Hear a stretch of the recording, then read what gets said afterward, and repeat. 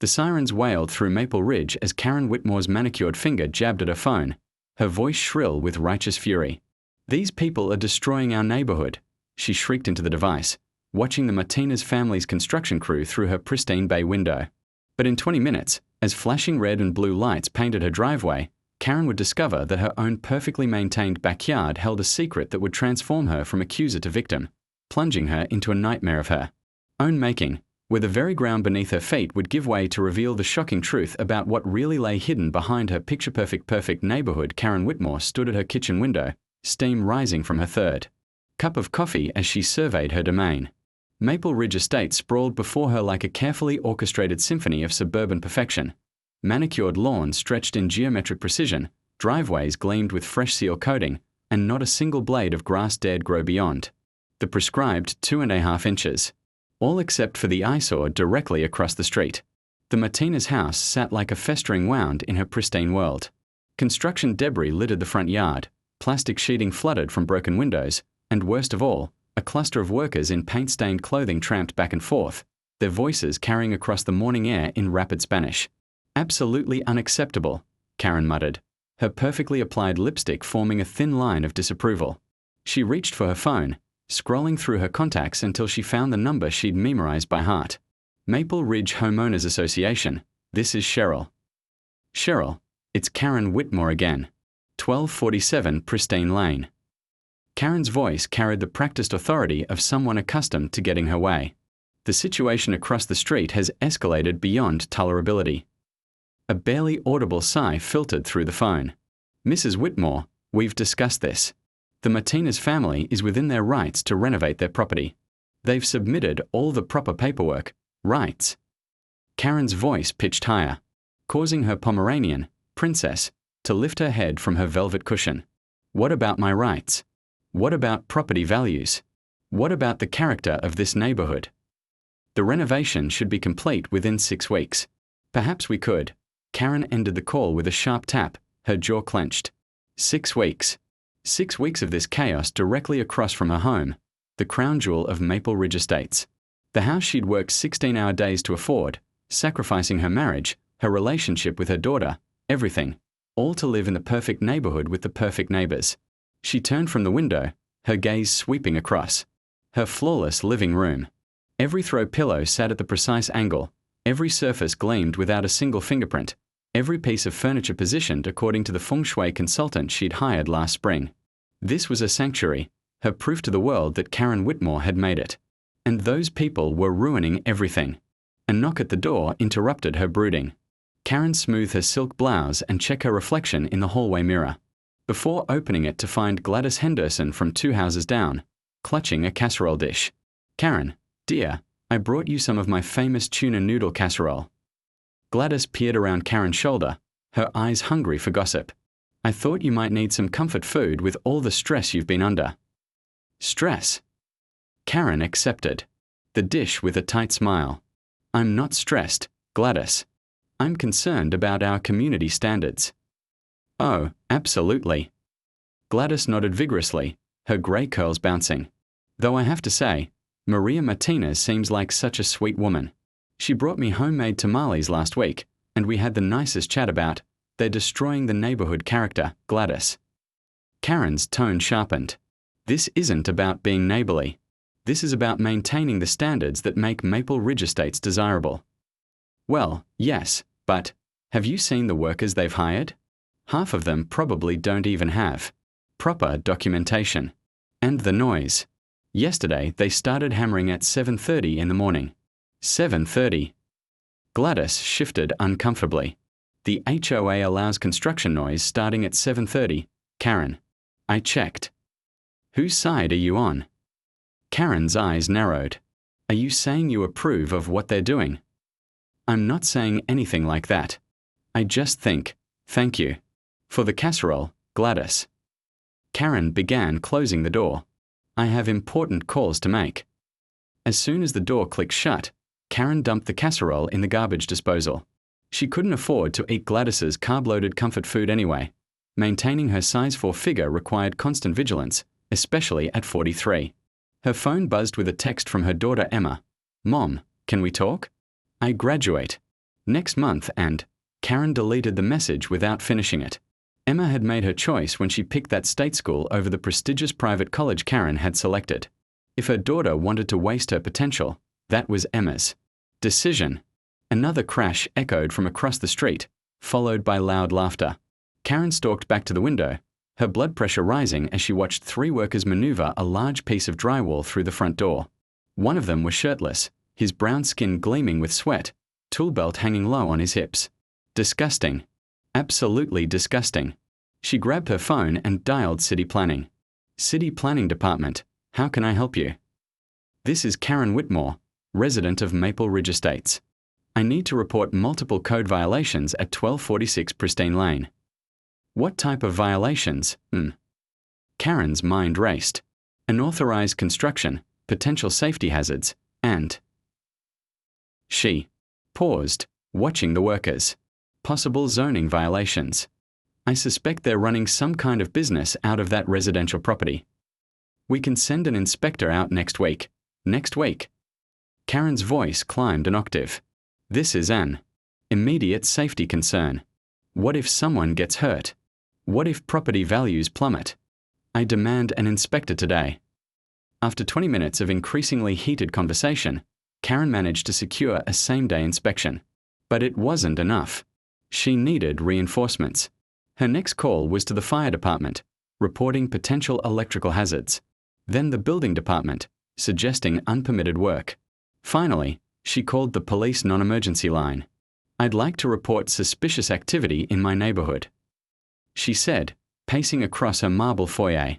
Large groups of men coming and going at all hours, multiple vehicles parked in violation of street regulations, and excessive noise disturbances.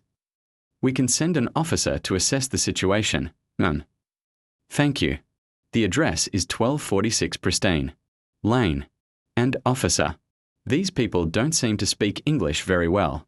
You might want to bring someone who can communicate with them properly. Karen ended the call with a satisfied smile. Let the Martinez family deal with a parade of city officials. Maybe they'd finally understand that Maple Ridge Estates wasn't the right neighborhood for their kind of chaos. She returned to her post at the window, watching and waiting.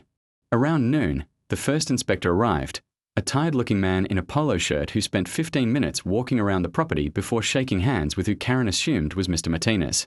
No citations issued. The fire inspector came next, followed by building department officials. Each visit ended the same way: handshakes, friendly conversation, and no enforcement action. Karen's jaw clenched tighter with each dismissal. These people clearly didn't understand the gravity of the situation. They were probably intimidated, or worse, bribed.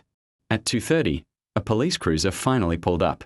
Karen's heart raced with vindication as Officer Janet Rodriguez stepped out, a small, professional-looking Hispanic woman who walked confidently toward the Martinez house. This was it. Finally, someone who would see what Karen saw, who would restore order to her perfect neighborhood. Karen pressed her face closer to the window, watching as Officer Rodriguez spoke with Maria Martinez on the front porch. Both women were smiling, their conversation animated and friendly. Maria gestured toward the construction progress, clearly explaining the renovation timeline. After 10 minutes, Officer Rodriguez nodded, shook Maria's hand, and walked back to her patrol car. That was it. No arrests, no citations, no enforcement of any kind. Karen's vision blurred with rage. She grabbed her phone and dialed 911. 911, what's your emergency? This is Karen Whitmore at 1247 Pristine Lane in Maple Ridge Estates. I need immediate police response. The situation across the street has escalated into a public safety emergency.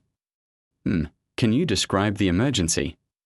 These people are operating an illegal construction site, disturbing the peace, and Karen's voice broke with frustration. They're destroying everything I've worked for. I need you to calm down. Are you reporting a crime in progress? Yes. Karen caught herself before saying something that couldn't be taken back. They're violating multiple city ordinances and creating a dangerous situation. We had an officer at that location 30 minutes ago.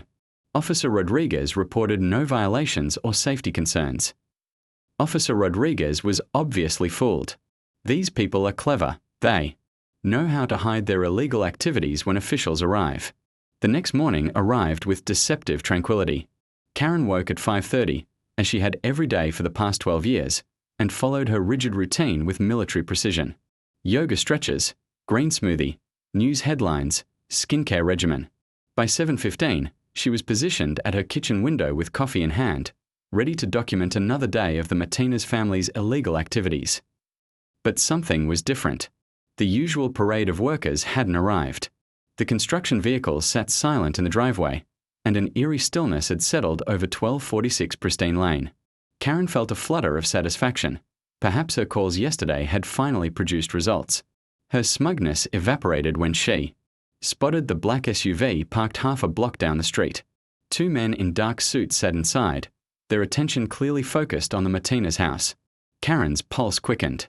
Federal agents. Her immigration tip had worked faster than she'd dared hope. She grabbed her phone and speed-dialed her friend Brenda from the country club. "Brenda, you won't believe what's happening in the neighborhood.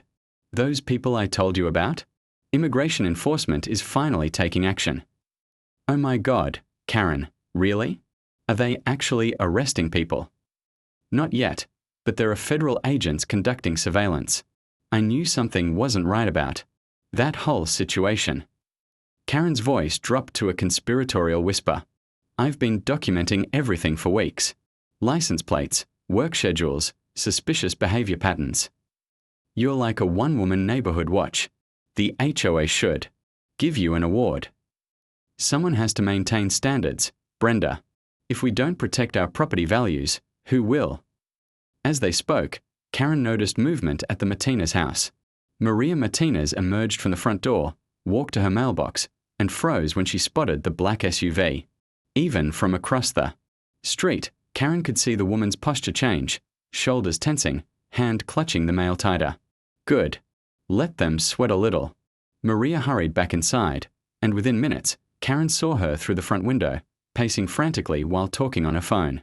The woman's distress was palpable, and Karen felt a surge of righteous vindication. "I have to go, Brenda. Things are developing rapidly here." Karen ended the call and opened her laptop, pulling up the neighborhood Facebook group she'd created 6 months ago, Maple Ridge Estates Concerned Citizens. She'd built it to 23 members by posting about everything from unleashed dogs to holiday decoration violations. Urgent update. Federal immigration enforcement now actively investigating the illegal construction operation at 1246 Pristine Lane. 4 weeks. I've documented suspicious activities and reported them to proper authorities. This morning, federal agents are conducting surveillance. Our persistence in defending neighborhood standards is finally paying off. She hit post and watched the reactions pour in. 3 likes immediately, then a comment from Todd Pemberton at 12:51. "About time. Thanks for keeping us safe, Karen." More validation followed, but it was interrupted by a knock at her door. Karen peered through the peephole and saw Officer Rodriguez. From yesterday, along with a heavy-set male officer she didn't recognize. "Mrs. Whitmore. I'm Officer Rodriguez. We spoke briefly yesterday. This is my partner, Officer Davis. We'd like to have a word with you about your recent calls to various city departments." Karen opened the door with practiced confidence. "Officers, I'm so glad you're here. As you can see, federal authorities are now taking this situation seriously." She gestured toward the black SUV. "Perhaps you'd like to coordinate with them." Officer Rodriguez exchanged a glance with her partner. Those aren't federal agents. That's the Martinez family's attorney and a private investigator they hired." The words hit Karen like cold water. "I don't understand." "Mrs. Whitmore, in the past 24 hours, you filed 14 separate complaints against the Martinez family with various city departments," Officer Davis said, consulting his notepad. "You've also made calls to federal agencies making unsubstantiated claims about illegal activity." Unsubstantiated. Karen's voice pitched higher. "I documented everything. The excessive noise, the safety violations, the suspicious individuals." "We've investigated every claim," Officer Rodriguez interrupted gently. "The Martinez family has all proper permits. The construction is completely legal. The workers are all licensed contractors with valid documentation." Karen felt the ground shift beneath her feet. That's impossible. What you saw was a family renovating their home with properly licensed professionals. Mr. Martinez is a software engineer, Mrs. Martinez is a high school teacher, and they're updating a house they purchased legally 6 months ago. But the workers, the noise is within city ordinances. The workers arrive during permitted hours and conduct legitimate construction activities. Officer Davis's tone remained professional but firm. However, your repeated false reports are becoming a problem. Karen's mouth opened and closed wordlessly. False reports? She'd been protecting the neighborhood, maintaining standards, defending property values. Mrs. Whitmore, Officer Rodriguez continued, the Martinez family has asked us to inform you that if the harassment continues, they'll be forced to pursue legal remedies. Filing false reports with city agencies and federal departments can have serious consequences. Harassment. The word exploded from Karen's lips. I'm being harassed. They're the ones destroying our neighborhood. I need you to calm down. Don't tell me to calm down. This is my neighborhood. I've lived here for 8 years. I've worked my entire life to afford this house, this lifestyle, and now these people think they can just. Karen caught herself before saying something that couldn't be taken back. Officer Davis stepped forward. Mrs. Whitmore, I strongly advise you to discontinue contact with all city agencies regarding the Martinez family unless you witness an actual crime in progress. Any further false reports could result in charges against you. The officers left Karen standing in her doorway, her perfect world tilting on its axis. False reports? Harassment? These people had twisted everything, made her look like the villain, when she was only trying to protect what mattered. She slammed the door and immediately called the ICE tip line again. Immigration and Customs Enforcement, this is Agent Morrison. This is Karen Whitmore. I called yesterday about suspicious activity at 1246 Pristine Lane. I have additional information. Mrs. Whitmore, I have your file right here. We investigated your claims and found no evidence of any immigration violations. The individuals you reported are all legal residents or citizens with proper documentation. Karen's grip tightened on the phone. That's impossible. You didn't investigate thoroughly enough. Filing false reports with federal agencies is a serious offense. I suggest you discontinue these calls unless you have factual evidence of actual violations. The line went dead. Karen stared at her phone, her hands trembling. This couldn't be happening. She'd done everything right, followed every proper channel, documented every suspicious activity. How had she become the one being threatened with legal action? Her laptop chimed with Facebook notifications. She'd received 12 new comments on her post, but they weren't the supportive responses she'd expected. Gladys Henderson, Karen, I spoke with Maria Martinez this morning. They're not illegal immigrants. They're both American citizens. Dr. Martinez has a PhD in computer engineering. Susan Walsh, maybe we should give them a chance? I met their teenage daughter yesterday. Straight A student, speaks perfect English. Seems very sweet. Todd Pemberton, wait, I thought you said they were running some kind of illegal business? My buddy works for the city inspector's office and said all their permits are in order. Karen's face burned with humiliation. Her neighbors, people she'd tried to protect, were turning against her. They were believing the Martinez families. Lies instead of trusting someone who'd lived in Maple Ridge Estates for 8 years. She scrolled through more comments, each one feeling like a betrayal. People questioning her judgment, suggesting she'd overreacted, even implying she might be motivated by prejudice. Prejudice? Karen Whitmore wasn't prejudiced against anyone. She hired a Hispanic cleaning lady twice a month. She ordered takeout from that Mexican restaurant downtown. She'd even donated to that children's charity with the Spanish name last. Christmas. This wasn't about race. It was about standards. About maintaining the character and property values of Maple Ridge Estates. Why couldn't anyone understand that? Her phone rang. The caller ID showed Emma's number. What do you want, Emma? I'm dealing with a crisis here. Mom, I just saw your Facebook post. What are you doing? I'm protecting our neighborhood from people who don't understand. Mom, stop. Just stop.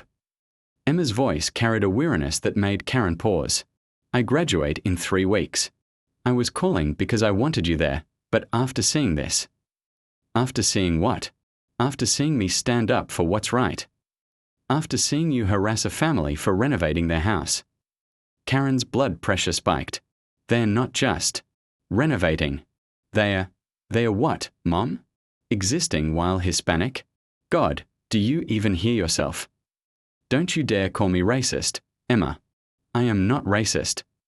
Then what would you call repeatedly filing false police reports against the only Latino family in your neighborhood? The words hung in the air like poison. Karen felt something crack inside. Karen woke on her Italian leather sofa at 3:47 a.m., her neck twisted at an unnatural angle, empty vodka bottle on the coffee table beside her. The house felt different in the darkness, less like a sanctuary and more like a mausoleum of her own making. Her phone lay face down on the marble floor where she'd thrown it after Emma's call. 17 missed calls.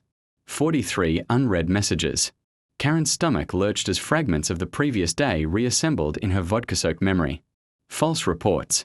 Harassment charges. Legal action. Emma's disappointed voice echoing through her perfect, empty house. She stumbled to the bathroom, catching sight of herself in the mirror. Her perfectly styled hair hung limp and disheveled. Mascara streaked down her cheeks like war paint from a battle she'd already lost. This wasn't the image of success she'd cultivated so carefully. This was someone she didn't recognize. Karen forced herself through her morning routine, clinging to familiar rituals as anchors in a world that had suddenly shifted beneath her feet.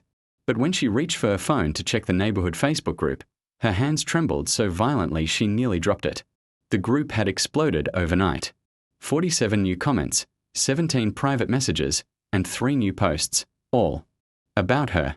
Susan Walsh had posted, "For anyone who missed it, Karen Whitmore spent yesterday filing false police reports against the Martinez family.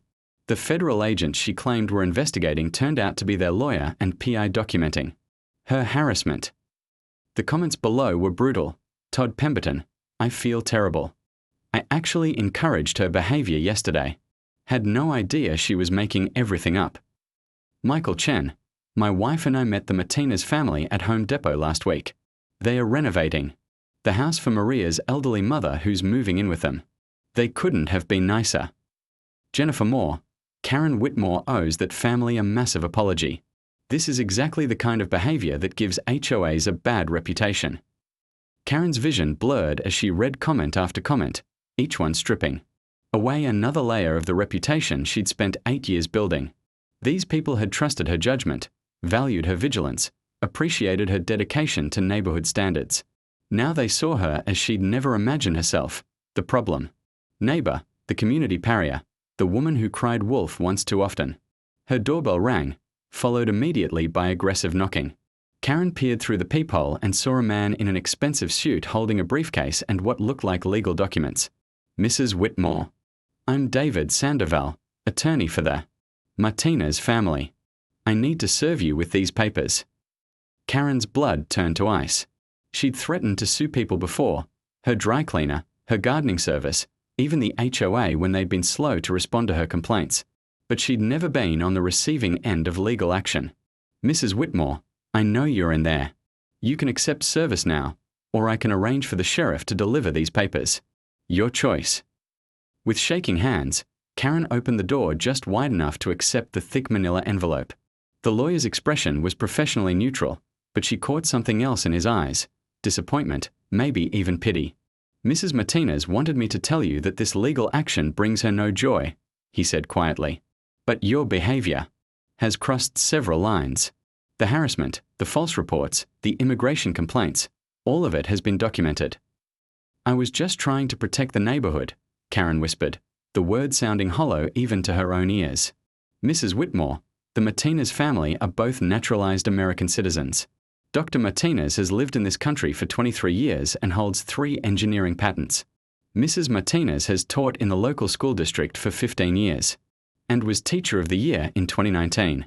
Their daughter is valedictorian of her high school class and has been accepted to Stanford on a full scholarship." Each fact hit Karen like a physical blow. These weren't the dangerous outsiders she'd imagined. These were the kind of accomplished, contributing citizens that any neighborhood would be proud to have. "They're good people, Mrs. Whitmore, and you've put them through hell for no reason other than your own prejudices." After the lawyer left, Karen tore open the envelope with trembling fingers. The legal language was dense and intimidating, but certain phrases leaped off the page: cease and desist, pattern of harassment, intentional infliction of emotional distress, damages exceeding $50,000. $50,000. Karen's savings account couldn't cover a judgment that size, not after the massive mortgage payments and the lifestyle expenses she'd accumulated trying to maintain her image of success. She called her own attorney, Harold Clemmer, a pompous man who'd handled her divorce and a few minor disputes over the years. Harold, I need immediate legal assistance. I'm being sued by some neighbors and, Karen, I've already heard about this situation through the legal community grapevine. Harold's usually obsequious tone had turned cold. I'm afraid I can't represent you in this matter. What? Why not? You've been my attorney for 6 years. Because based on what I've heard, you don't have a defensible case. You filed false reports with multiple agencies, made unsubstantiated claims about federal crimes, and engaged in what appears to be systematic harassment based on racial prejudice. It wasn't racial. It was about property values and, Karen, I've seen the documentation. The Martinez family's attorney is thorough, and they have a mountain of evidence. Text messages, recorded phone calls, sworn statements from city officials, immigration records proving citizenship status. Everything you claimed was false. The phone felt like lead in Karen's hand. So what am I supposed to do? Find another attorney, though I doubt many will take your case. And Karen, consider apologizing to these people and settling out of court. A jury trial would be catastrophic for you.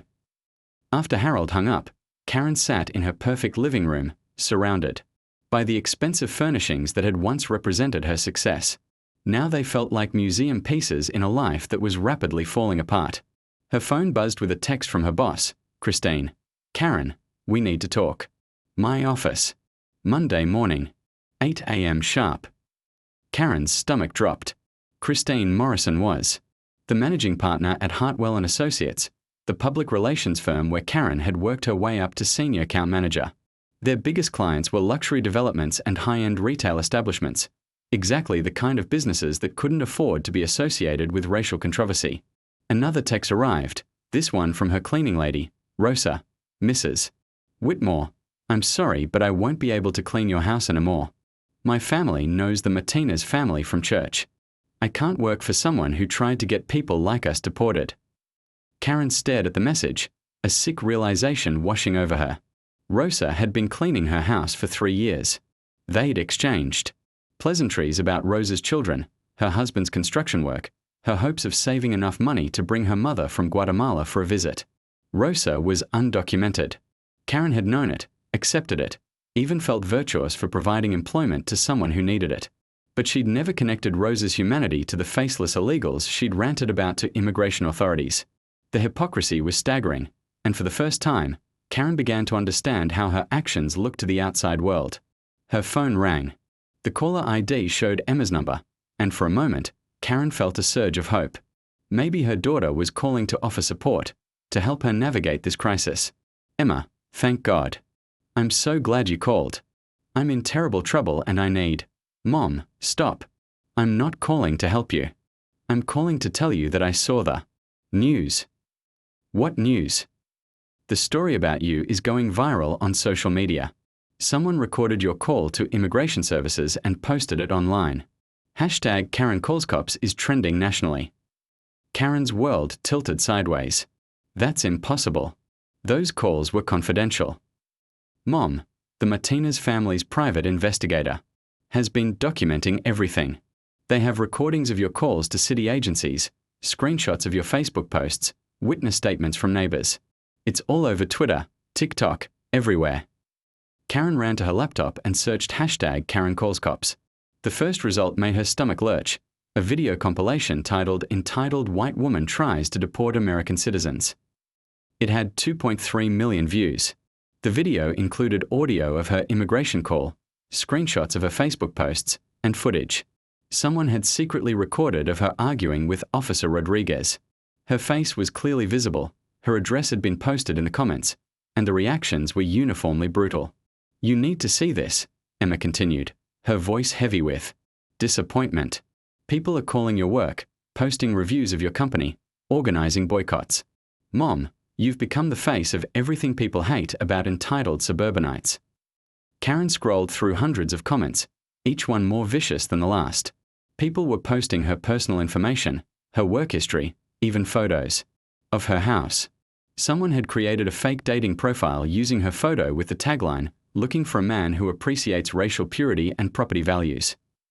"I didn't mean for any of this to happen," Karen whispered. "I was just trying to protect the neighborhood." Protect it from what, Mom? From a family of American citizens who had the audacity to improve their property while being Hispanic. The question hung in the air like an indictment. The flagstone shifted again beneath Karen's feet, sending a cascade of pebbles into the dark void below. She stumbled backward, her heart hammering against her ribs, but couldn't tear her eyes away from the gaping hole where her pool bottom had been. How long had this been developing? How had she not noticed the warning signs? Karen's mind raced back through recent weeks, the occasional rumbling she'd attributed to construction noise from across the street, the slight settling in her back patio that she'd dismissed as normal seasonal shifting, the way her sprinkler system had been acting up lately, losing water pressure on the back zones. All of it had been symptoms of this catastrophic failure happening literally beneath her feet while she'd been obsessed with imaginary threats from across the street. She pulled out her phone to call emergency services, but stopped when she realized what this would mean. News crews, city inspectors, insurance investigators, all descending on her property just as she'd become the most notorious person in Maple Ridge Estates. The viral video situation would explode into something even worse. But she had no choice. A sinkhole this size posed dangers beyond her property line. If it continued expanding, it could undermine her neighbor's foundations, threaten the street, infrastructure, maybe even compromise the gas and water lines that serve the entire subdivision. 911, what's your emergency?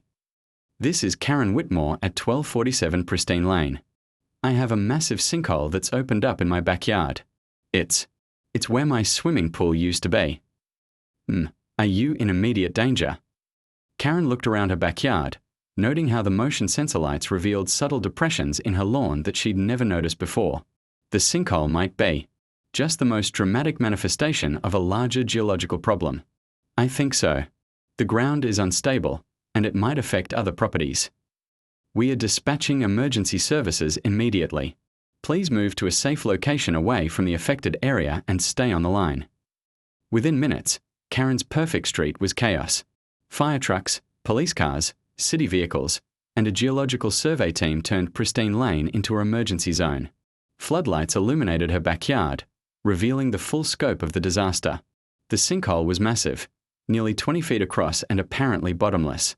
The emergency responders immediately established a safety perimeter that included half her backyard and extended to the edges of her neighbor's properties.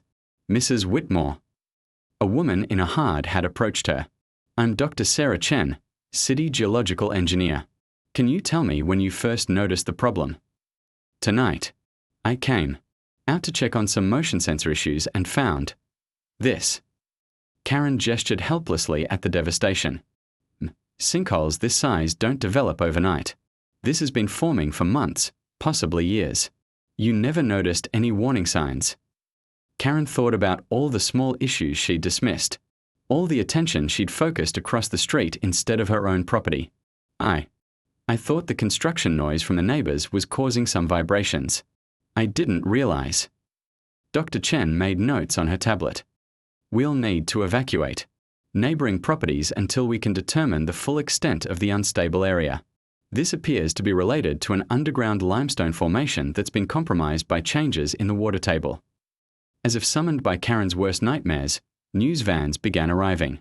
Within an hour, Pristine Lane looked like a disaster. Movie set, with emergency vehicles, media crews, and curious onlookers crowding behind yellow police tape. Mrs. Whitmore.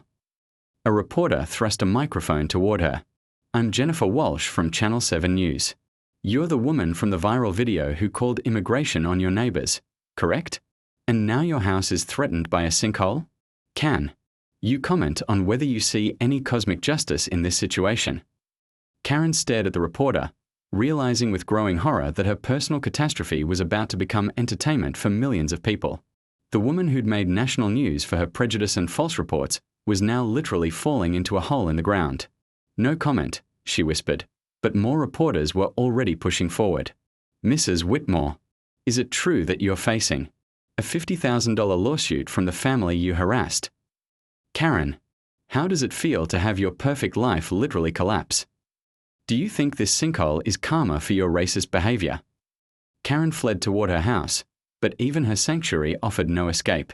Through the windows, she could see neighbors gathering on the street, pointing at her house, recording videos with their phones.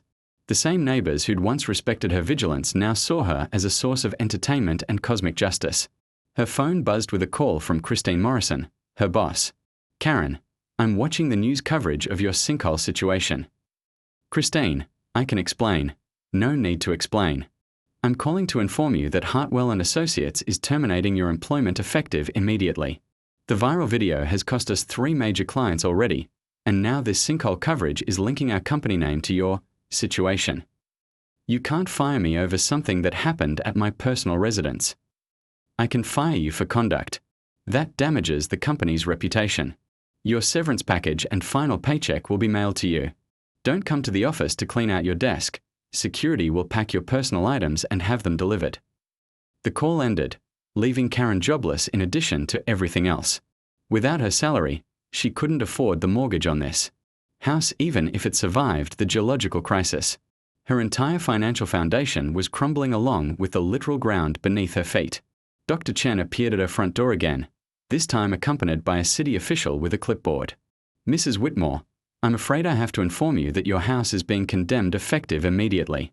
The geological survey shows unstable subsurface conditions extending under your foundation. You need to evacuate tonight." "Evacuate to? Where? This is my home." "Your home is sitting on top of what appears to be a network of compromised limestone caverns. We can't guarantee the structural integrity of any building in the immediate area." Karen looked around her perfect living room, the Italian leather furniture, the marble countertops, the crystal chandelier that had cost more than most people's cars.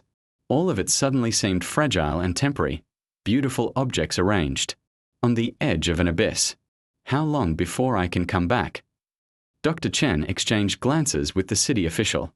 "Mrs. Whitmore, depending on what we find during the full geological survey, your house might need to be demolished.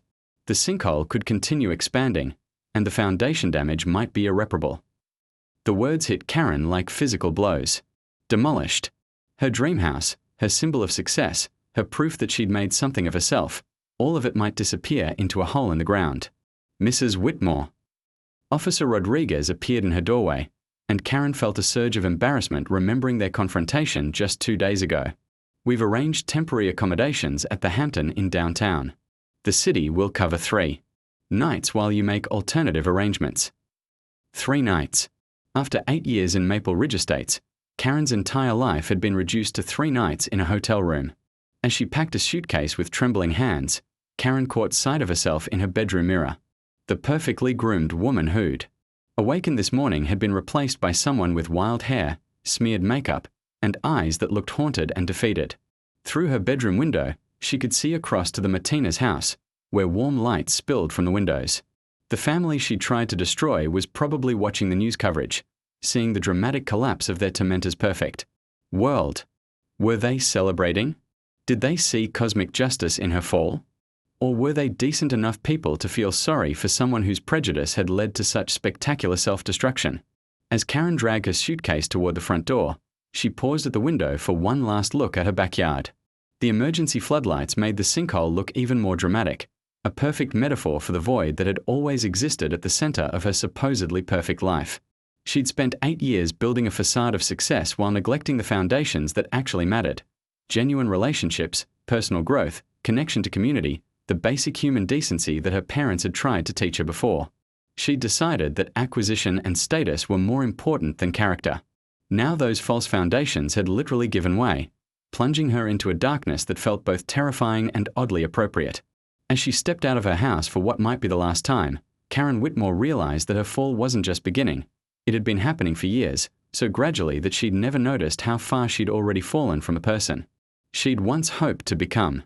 The only question now was whether she'd hit bottom, or if there were still deeper depths waiting for her in the darkness below. The Hampton Inn room smelled like industrial disinfectant and other people's disappointments.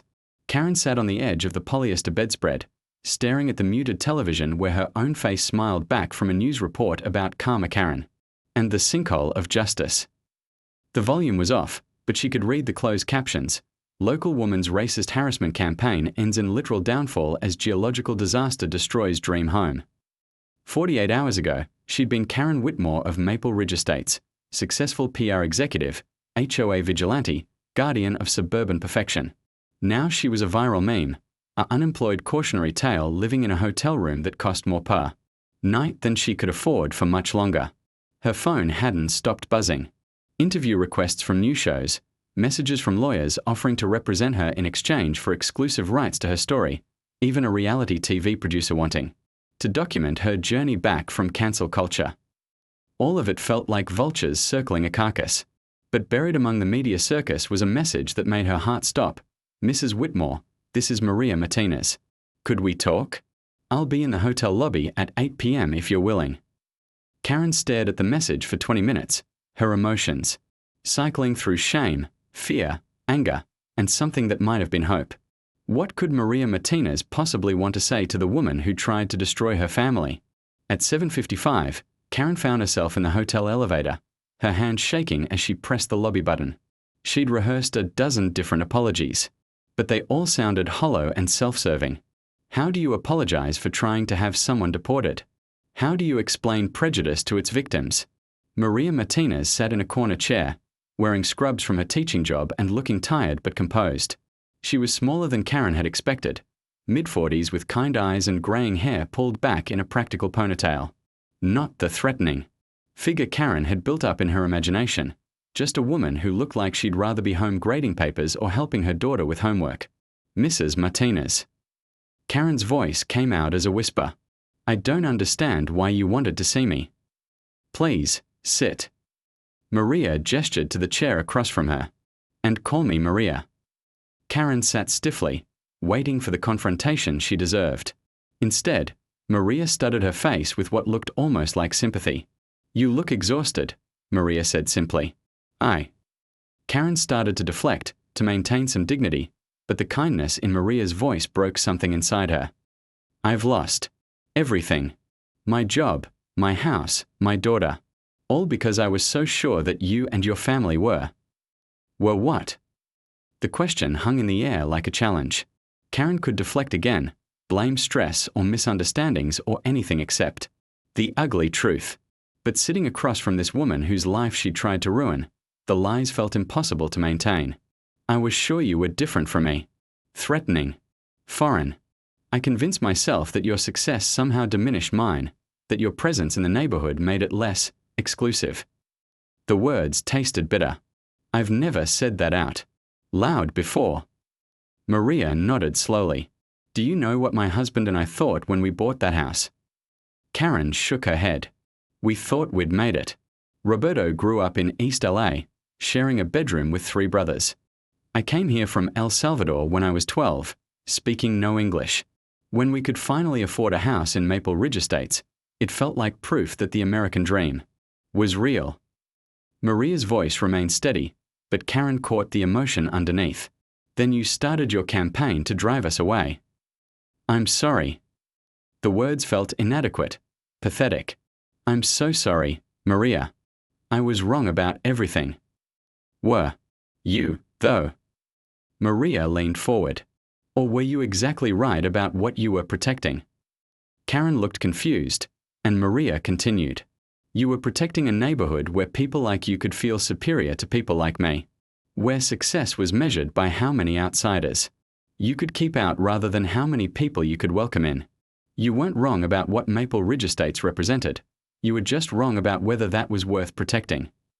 The observation cut deeper than any anger or condemnation could have. Karen had succeeded in creating exactly the exclusive world she'd wanted, and it had made her into someone her own daughter couldn't love. Why are you here, Maria? Why aren't you celebrating my downfall? Because I'm a teacher. Maria's voice softened.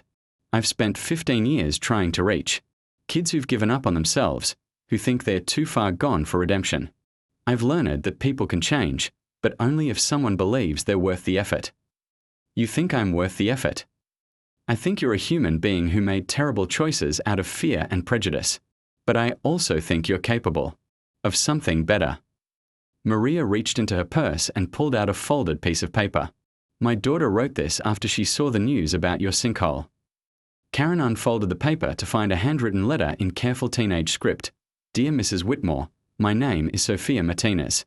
You tried to have my family deported even though we are American citizens. You made my mom cry and my dad angry, and you made me scared to come home from school because I didn't know what you might do next. But then I saw your house on the news and I felt sorry for you. Not because you lost your house, but because you must be really sad inside to try to hurt people you don't even know. My mom says hurt people hurt people. I'm going to Stanford in the fall to study social work because I want to help families like ours. But I also want to help people like you, because nobody should have so much hate that it eats them up from inside. I hope you find something better to fill the hole where all that anger used to be. Sophia Martinez. Karen read the letter twice, tears streaming down her face. This 17-year-old girl, who had every right to hate her, was offering compassion that Karen had never shown to anyone, including herself. She's extraordinary, Karen whispered. She is. But you know what's really extraordinary? She wrote. That letter on the same day, she found out someone had posted our home address online with suggestions that people should visit us. The same day, she had to change her phone number because of death threats from your supporters. Karen's stomach lurched. I never wanted. I know. But intentions don't protect people from consequences. Maria retrieved the letter gently. The question is, what are you going to do now? You can spend the rest of your life being Karma Karen, the woman who fell into a hole. Or you can climb out and become someone worth Sophia's compassion. I don't know how. I don't even know who I am anymore. Then maybe it's time to find out. Maria stood to leave, then paused. Karen, can I call you Karen? My family is dropping the lawsuit. Karen's head snapped up. What? Why? Because we never wanted your money. We wanted the harassment to stop, and it has. Destroying you financially won't make our family safer or our community better, but maybe giving you a chance to rebuild differently might. I don't deserve that. Probably not. But Sophia wrote something else in her letter that she didn't show you. Mercy isn't about what people deserve. It's about what we choose to give. After Maria left, Karen sat alone in the hotel lobby for hours, watching late-night travelers check in and out. Business people heading to morning meetings, families on vacation, couples starting new chapters. Life continuing all around her while hers had completely stopped. At 2 a.m., she finally returned to her room and opened her laptop. For the first time in days, she ignored the news stories and social media posts about herself.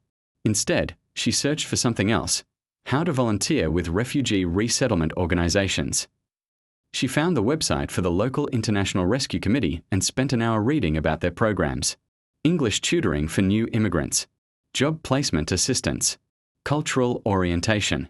All the things she could have offered Maria's family instead of persecution. At the bottom of the volunteer page was a testimonial from a former volunteer. I thought I was helping them, but they ended up helping me. I learned that home isn't about keeping people out, it's about making space for everyone to belong. Karen stared at those words until her vision blurred. For 8 years, she'd focused on keeping people out of her perfect neighborhood. She'd never considered what it might feel like to welcome them in. Her phone buzzed with a final message of the day, this one from Emma. Mom, I saw the news about the Martinez family dropping the lawsuit. I don't know if you deserve their mercy, but maybe you can learn to deserve it. Call me when you're ready to be the person who could earn forgiveness from a 17-year-old girl who's better than both of us. Karen closed her laptop and looked out her hotel window toward Maple Ridge Estates, where emergency lights still illuminated the sinkhole that had swallowed her old life. Tomorrow, she'd start looking for a new place to live, somewhere smaller, cheaper, more humble. Somewhere she could rebuild not just her circumstances, but her character. She'd fallen as far as anyone could fall, lost everything she'd thought mattered, become a cautionary tale for millions of strangers. But maybe, just maybe, the hole in the ground had revealed something more valuable than what it had destroyed. Maybe it had revealed the space where a better person could finally take root and grow. as Karen Whitmore fell asleep in her budget. Hotel room, she dreamed not of the perfect house she'd lost, but of the imperfect.